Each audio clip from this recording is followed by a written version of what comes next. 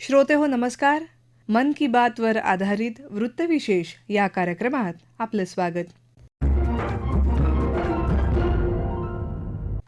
श्रोते हो, विज्ञान क्षेत्रामध्ये देशाच्या प्रगतीचा उंचावलेला आलेख यापासून ते मुलांनी उन्हाळी सुट्ट्यांचा आनंद कसा घ्यावा इथपर्यंत विविध आगळ्या वेगळ्या विषयांना स्पर्श करत प्रधानमंत्री नरेंद्र मोदी यांनी आज आकाशवाणीवरून मन की बातच्या माध्यमातून श्रोत्यांशी संवाद साधला.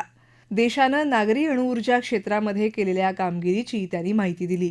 प्रधानमंत्र्यांनी आपल्या संशोधकांच्या परिश्रमाचं कौतुक तर केलंच, त्याचबरोबर कल्पक्कम नागरी अणुऊर्जा प्रकल्पामुळे सर्वसामान्य लोकांचं जीवन कसं सुकर होणार आहे हेही सांगितलं. याविषयी अधिक माहिती त्यांच्याच शब्दांमध्ये जाणून घेऊयात. भारत ने विज्ञान को हमेशा देश की प्रगति से जोड़कर देखा है। इसी सोच के साथ हमारे वैज्ञानिक सिविल न्यूक्लियर प्रोग्राम को आगे बढ़ा रहे हैं। उनके प्रयासों से यह कार्यक्रम राष्ट्र निर्माण में अहम योगदान दे रहा है। इससे हमारी इंडस्ट्रियल ग्रोथ को, एनर्जी सेक्टर को, हेल्थ केयर सेक्टर को बहुत लाभ हुआ है। खेती किसानी से लेकर आधुनिक इनोवेटर्स को भी भारत के सिविल न्यूक्लियर प्रोग्राम ने बहुत मदद की है। साथियों, कुछ ही दिन पहले हमारे न्यूक्लियर साइंटिस्ट ने एक और बड़ी उपलब्धि से भारत का गौरव बढ़ाया है। तमिलनाडु के कलपक्कम में फास्ट ब्रीडर रिएक्टर ने क्रिटिकलिटी हासिल कर ली है।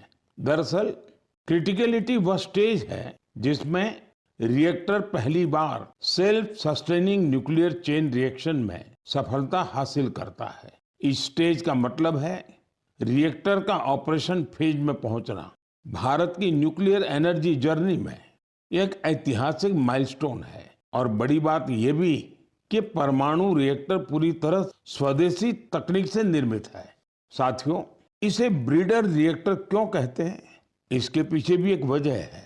एक ऐसा सिस्टम है जो ऊर्जा के उत्पादन के साथ साथ भविष्य के लिए नया ईंधन भी खुद ही तैयार करता है। साथियों, मुझे मार्च 2024 का वह समय भी याद है जब मैं कलपक्कम में रिएक्टर की कोर लोडिंग का साक्षी बना था। मैं उन सभी को बधाई देता हूं जिन्होंने भारत के परमाणु कार्यक्रम में अपना अमूल्य योगदान दिया है।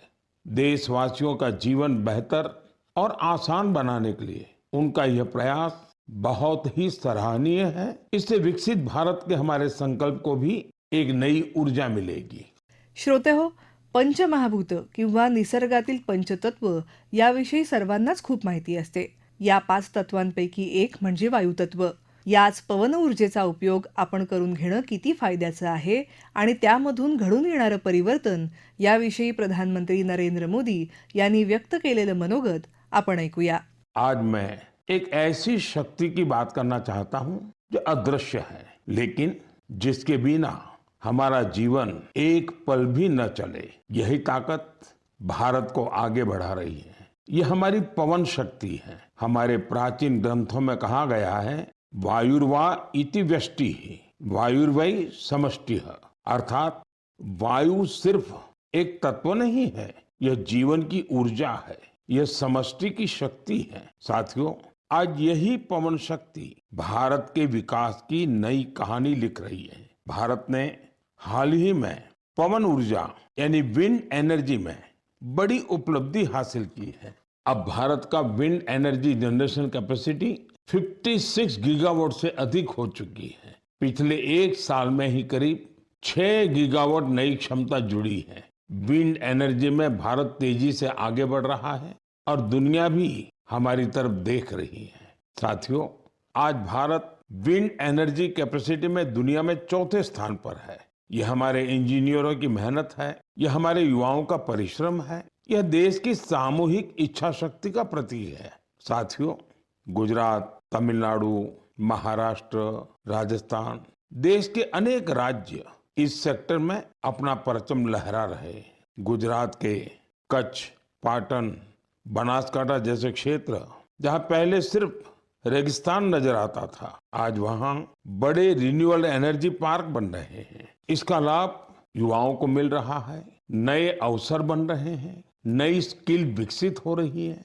रोजगार के नए रास्ते खुल रहे हैं। साथियों, भारत के विकास के लिए सौर और पवन ऊर्जा जरूरी है। ये सिर्फ पर्यावरण की बात नहीं है, ये हमारे भविष्य की सुरक्षा है। इसमें हम सबकी भूमिका है। हमें बिजली बचानी है, हमें स्वच्छ ऊर्जा, क्लीन एनर्जी अपनानी है। देश में हर स्तर पर ऐसे प्रयास जरूरी हैं, क्योंकि इन्हीं से बड़ा बदलाव आता है। श्रोते हो, यंदाच्या युरोपियन गणित ऑलिम्पियाडमध्ये भारताच्या कन्यांनी आपल्यातील प्रतिभेचं उत्तम प्रदर्शन केलं आणि विविध पदकांची कमाई केली. या कन्यांचं प्रधानमंत्र्यांनी केलेलं कौतुक सर्वांचा उत्साह वाढवणारं आहे. ते म्हणाले, जरा कल्पना कीजिए, आप दुनिया भर के सबसे प्रतिभाशाली लोगों के बीच हैं। आपके पास गणित के बहुत ही कठिन सवाल हैं। इन्हें सुलझाने के लिए समय है केवल 4.5 घंटे, यानी वक्त बहुत कम है और कंपटीशन इंटरनेशनल है, बहुत तगड़ा है। ऐसी स्थिति में नर्वस होना बहुत स्वाभाविक है, लेकिन इन्हीं परिस्थितियों में हमारी बेटियों ने कमाल कर दिया। इस महीने की शुरुआत में फ्रांस के बोर्डो में यूरोपियन गर्ल्स मैथमेटिकल ओलंपियाड का आयोजन हुआ था। मैथ्स में गहरी रुचि रखने वाली स्कूली छात्राओं के लिए यह एक बड़ी प्रतियोगिता थी।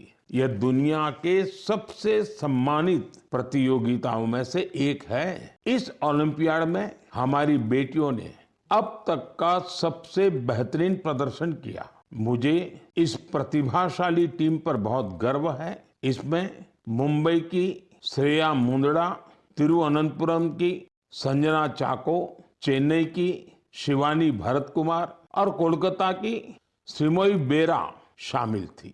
इसमें हमारी टीम विश्व में 6ठे स्थान पर रही। श्रेया ने गोल्ड मेडल जीतकर इतिहास रच दिया। संजना ने सिल्वर तो शिवानी ने ब्रॉन्ज मेडल अपने नाम किया। साथियों, इस ओलंपियाड के लिए भारत में जो सिलेक्शन की प्रक्रिया है वो अपने आप में बहुत कठिन है। इसका एक मल्टी स्टेज सिलेक्शन प्रोसेस है। इसमें रीजनल, स्टेट और नेशनल लेवल पर कठिन चुनौतियों को पार करना होता है। इसके बाद सबसे बेहतर प्रदर्शन करने वाली छात्राएं 1 महीने के मैथमेटिक्स ट्रेनिंग कैंप में शामिल होती हैं। यह camp Tata institute of fundamental research के Homi Bhabha centre for science education में आयोजित होता है। इस कैंप के आखिर में टीम सिलेक्शन टेस्ट होता है। इसमें परफॉर्मेंस के आधार पर ही भारत की टीम चुनी जाती है। साथियों, हर वर्ष देश भर की करीब 6 लाख स्टूडेंट्स इस मैथमेटिकल ओलंपियाड प्रोग्राम में हिस्सा लेती हैं। समय के साथ यह संख्या लगातार बढ़ रही है, यानी देश की बेटियों के बीच ओलंपियाड का यह कल्चर तेजी से लोकप्रिय हो रहा है। इन होनहार बेटियों को सपोर्ट करने के लिए मैं उनके पेरेंट्स की भी सराहना करता हूँ। श्रोते हो, याबरोबरच जगातील सर्वात मोठ्या जनगणनेच्या कार्याला देशामध्ये प्रारंभ झाला आहे. लवकरच महाराष्ट्रातही जनगणनेच्या प्रत्यक्ष कामाला सुरुवात होणार आहे. यावेळी डिजिटल तंत्रज्ञानाचा उपयोग केला जात आहे. याविषयी प्रधानमंत्र्यांनी श्रोत्यांना केलेलं आवाहन जाणून घेऊ. हमारे देश में इस समय एक बहुत अहम अभियान चल रहा है, जिसके बारे में हर भारतीय को जानकारी होनी जरूरी है। ये है जनगणना का अभियान। यह दुनिया की सबसे बड़ी जनगणना है। साथियों, जो साथी पहले से इस तरह की प्रक्रिया से गुजरे हैं, इस बार जनगणना का उनका अनुभव अलग होने वाला है। जनगणना 2027 को डिजिटल बनाया गया है। सारी जानकारी सीधे डिजिटल माध्यम में दर्ज हो रही है। घर घर जाने वाले कर्मचारियों के पास मोबाइल ऐप है। वे आपसे बात करके उसी में जानकारी दर्ज करेंगे। साथियों, इस बार जनगणना में आपकी भागीदारी भी आसान बनाई गई है। आप खुद भी अपनी जानकारी दर्ज कर सकते हैं। कर्मचारी के आने से 15 दिन पहले आपके लिए सुविधा शुरू होगी।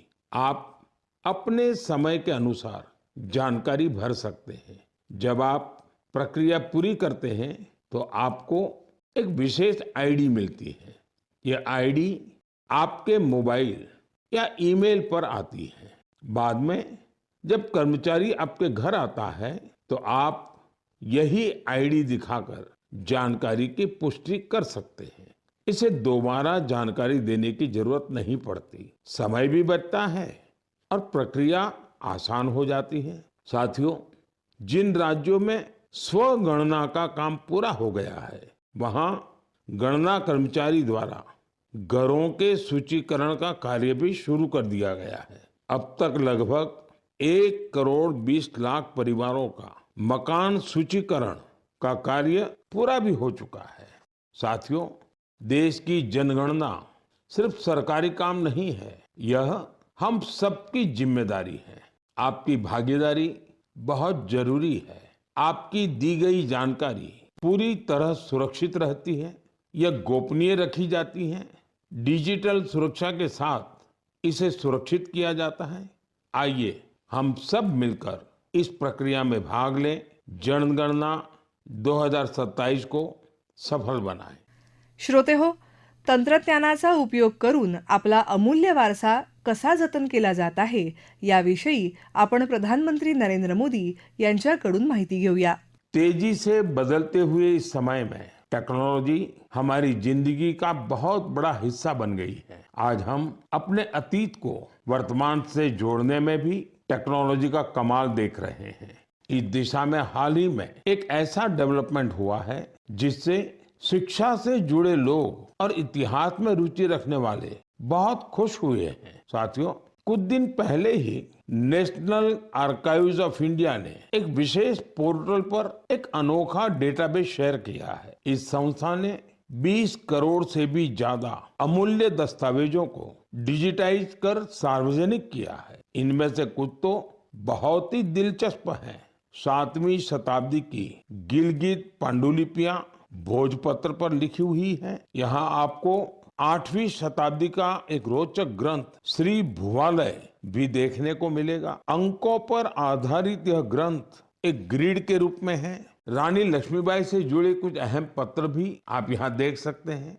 इनसे 1857 में उनके द्वारा लिए गए कुछ निर्णयों का पता चलता है जो उनके पराक्रम को दर्शाते हैं। जो लोग नेताजी सुभाष के बड़े प्रशंसक हैं, उनके लिए यहाँ नेताजी के जीवन, आजाद हिंद फौज और उनकी स्पीच से जुड़े कई डॉक्यूमेंट्स हैं। आपको पंडित मदन मोहन मालवीय जी, उनसे जुड़े कई डॉक्यूमेंट्स भी मिलेंगे। इनमें बीएचयू की स्थापना और हिंदी साहित्य सम्मेलन से जुड़ी अहम जानकारियां हैं। यहाँ हमारे संविधान सभा से जुड़े कई अनोखे दस्तावेज भी उपलब्ध हैं। मैं आप सभी से आग्रह करता हूँ कि आप www.abhilekpatal.in को जरूर विजिट करें। यह आपको अपने इतिहास का अद्भुत अनुभव देगा। श्रोते हो, आजच्या मन की बात मध्ये आगामी बुद्ध पौर्णिमेच्या पार्श्वभूमीवर भगवान बुद्धांशी संबंधित देशातील विविध स्थानांचं महत्त्व प्रधानमंत्र्यांनी सांगितलं. तसंच बुद्धांचा संदेश आजही किती प्रासंगिक आहे हे नमूद केलं. त्याचबरोबर आपल्याकडच्या अनेक स्थानिक उत्पादनांना विश्वस्तरावर लोकप्रियता मिळत आहे याचं उदाहरण देताना त्यांनी महाराष्ट्र आणि गुजरातच्या टोपलीनू पनीर म्हणजेच सुरती चीजने आपली वेगळी ओळख तयार करून बाहेरच्या देशातल्या उपहारगृहांमध्ये स्थान मिळवल्याचं सांगितलं. श्रोते हो, आपला वृत्त विशेष हा कार्यक्रम आपण न्यूज ऑन AIR या ॲपवरही लाईव्ह ऐकू शकता. यासोबतच आमच्या मुंबई एअर न्यूज या यूट्यूब वाहिनीवर कार्यक्रमाचं ध्वनिमुद्रण आपल्याला कधीही ऐकता येईल. याबरोबरच आजचा वृत्त विशेष हा कार्यक्रम संपला. हा कार्यक्रम आकाशवाणी मुंबईच्या प्रादेशिक वृत्त विभागानं सादर केला. संपादक आणि सादरकर्त्या संगीता गोडबोले, निर्मिती सहाय्य स्नेहा कांबळे, लेखन आणि समन्वय सुवर्णा बेडेकर आणि निवेदन रश्मी पाटकर.